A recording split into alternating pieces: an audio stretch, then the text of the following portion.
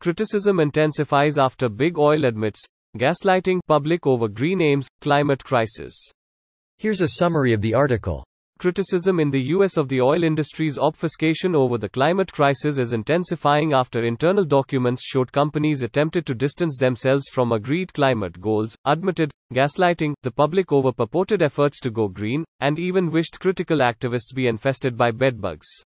The communications were unveiled as part of a congressional hearing held in Washington, D.C., where an investigation into the role of fossil fuels in driving the climate crisis produced documents obtained from the oil giants ExxonMobil, Chevron, Shell and BP. First they ignore you, then they laugh at you, then they wish bedbugs on you, then you win, said Varshini Prakash, executive director of Sunrise. The new documents are the latest evidence that oil giants keep lying about their commitments to help solve the climate crisis and should never be trusted by policymakers, said Richard Wiles, president of the Center for Climate Integrity. The oil giants' climate pledges rely on unproven technology, accounting gimmicks and misleading language to hide the reality, he added.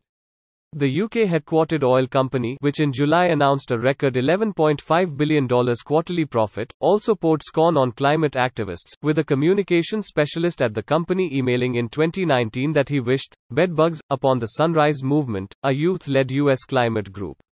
Previous releases of internal documents have shown that the oil industry knew of the devastating impact of climate change but chose instead to downplay and even deny these findings publicly in order to maintain their business model.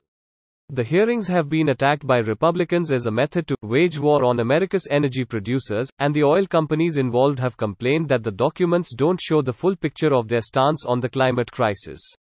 This post received a score of 61,000, with an upvote ratio of 92%. Here are the top comments in response to this article. The big tobacco gambit, delay, delay, deny, deny, delay. It is much worse than Coca-Cola buying university researchers to say that its sugar drinks are not harmful. Meanwhile, the shareholders gain more wealth. These are the same people who are building hidey holes. Oil industry is really strange. This is not the first time their industry has changed.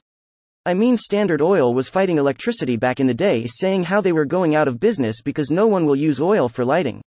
Like, we will find a use for petrochemicals even if we don't burn them. If only they spent more time evolving instead of resisting evolution. Remember when they fought to keep lead in gas and it lowered the IQ of an entire generation? Good times, good times. Read up on the invention of leaded gas as well as what they did and who they ignored to get it accepted in the first place. Everyone involved in that should have been outright executed. Well, considering the main figure eventually died from self-induced asphyxiation for an invention he used to manage his polio symptoms, I'd say near as makes no difference.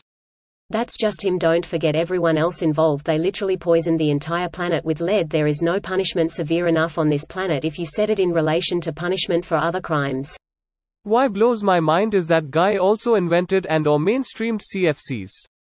Like leaded has CFCs, it could have been any two separate people, but no, it's one single guy who comes up with two of the single biggest environment and health destroying inventions in human history. Environmental historian J.R. McNeil opined that Midgley had more adverse impact on the atmosphere than any other single organism in Earth's history. This is just, wow.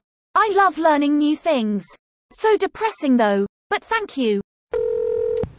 Greater than the latest evidence that oil giants keep lying about their commitments to help solve the climate crisis and should never be trusted by policymakers. The policymakers know better, they're just paid off.